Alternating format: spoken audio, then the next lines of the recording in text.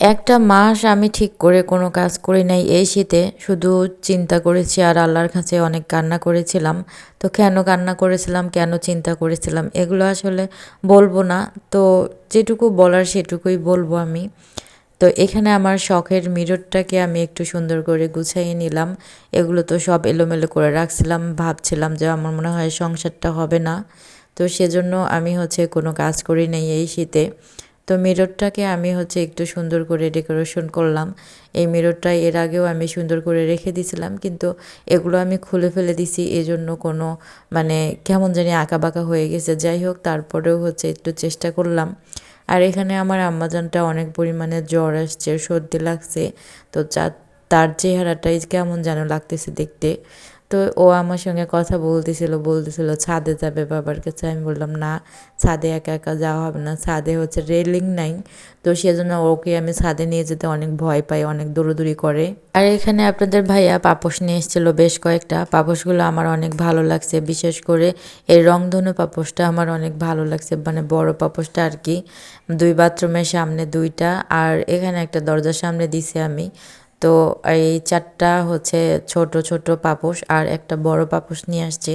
পাপোশগুলো আসলে অনেক সুন্দর ছিল। মানুষের মনেতে আসলে যদি কোনো শান্তি না থাকে, কোনো কিছুতেই ভালো লাগে না বা কোনো কিছুই করে শান্তি পাওয়া যায় না। তো আমার বিষয়টা এরকমই। আমি যদি আমার মন খারাপ থাকে বা সবথেকে যদি কষ্ট বা অনেক মানে আঘাত পাই আরকি, তাহলে না আমার আসলে কোনো কিছুই ইচ্ছে করে না। আমার সবসময় ঠান্ডা লাগে, মনে হয় গায়ের মধ্যে কে যেন পানি দিয়ে রেখেছে, এরকম একটা অবস্থা হয়ে যায়।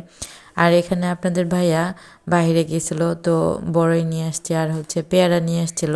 তো সেগুলো আমি ঢেলে রাখতেছিলাম আর আপনাদের ভাইয়াকে বকা দিয়েছিলাম, মেয়ের সর্দি কাশি তার মধ্যে কেন বড়ই নিয়ে আসছে। আর এই পেয়ারাগুলো কিন্তু অনেক ফ্রেশ ছিল, দেখে অনেক ভালো লাগছে। বড়ই আসলে এই সিজনে খাওয়া হয়নি, তো আজকেই ফার্স্ট আমি খেলাম। এগুলো আমি ঢেলে রেখে দিব মেয়ের অ্যাবসেন্টে, কিন্তু যখন আমি ঢালতেছিলাম শব্দ পেয়ে ও চলে আসছে, এসে বড়ই খাইছিল। তো খেয়ে রাতে অনেক কাশছে, অনেকক্ষণ ওকে কোলে নিয়েছিলাম আর কি। কাশতে কাশতে বাচ্চাটা আমার অনেক খারাপ অবস্থা হয়ে গেছিল। তো এখানে সকালে পাতাকপি আর আলু কুচি দিয়ে আমি একটু খিচুড়ি রান্না করব। ডাল ছিল না, মুগের ডাল ছিল। কেন জানি মুগের ডাল দিয়ে খিচুড়ি আমার ভালো লাগে না। মনে হয় যে মসুরের ডাল দিয়ে খিচুড়ি রান্না করলে অনেক মজা হয়।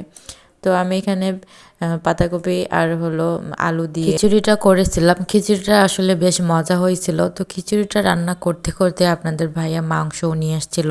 সেই মাংসগুলো আমি ধুয়ে কেটে একদম রান্না করে নিয়েছিলাম। মাংস দিয়ে খিচুড়ি খেতে ভালো লাগে। আর মাংসটা আমার ২ দিন আগে থেকে নিয়ে আসার কথা ছিল। তো সময় পাচ্ছে না, এই জন্য সকালে উঠতেও পারছে না, নিয়ে আসতেও পারছে না। বিকালের মাংস কিন্তু কেমন যেন টকটক হয়। আমাদের এখানে তো সকালবেলা গরু জবাই করে, তো তার জন্য সকাল সকালে গেলে টাটকা মাংসটুকুই পাওয়া যায়। গতকালকে রাতেই আমি বাটা কষা করে রেখেছিলাম, কয়েকদিন হলো ব্লেন্ড করতে চাইলাম, আসলে করাই হয় না। সব কাজ একসঙ্গে পেঁয়াজ রসুন ওগুলো সব রেডি করা আমার কাছে কেন যেন একবারে করলে ঝামেলা মনে হয়, কিন্তু করে রাখলে আবার কাজের সময় আরাম পাওয়া যায় আর কি। তো এখানে বাটা কষা আমার ছিল, এগুলো সব কিছুই আমি এখানে দিয়ে নিলাম যেন হয়ে যায় তাড়াতাড়ি।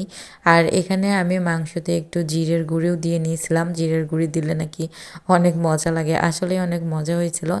গরুর মাংস আমার একবেলা থেকে ২ বেলা খেতে পারে, কেন যেন ৩য় বার আর খেতে পারি না। কেমন জানি একটা খারাপ লাগে, আমার খাইতে ইচ্ছা করে না।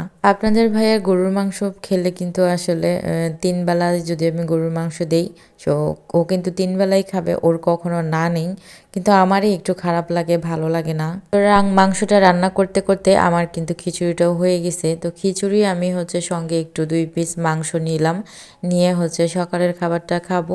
আসলে মাংস দিয়ে যে কোনো খাবার খেলেই মনে হয় অনেক ভালো লাগে, তাই না? আমার কিন্তু অনেক ভালো লাগে। আর সঙ্গে যদি আলু থাকে মাংসের সাথে, তাহলে তো আর কিছুই লাগে না।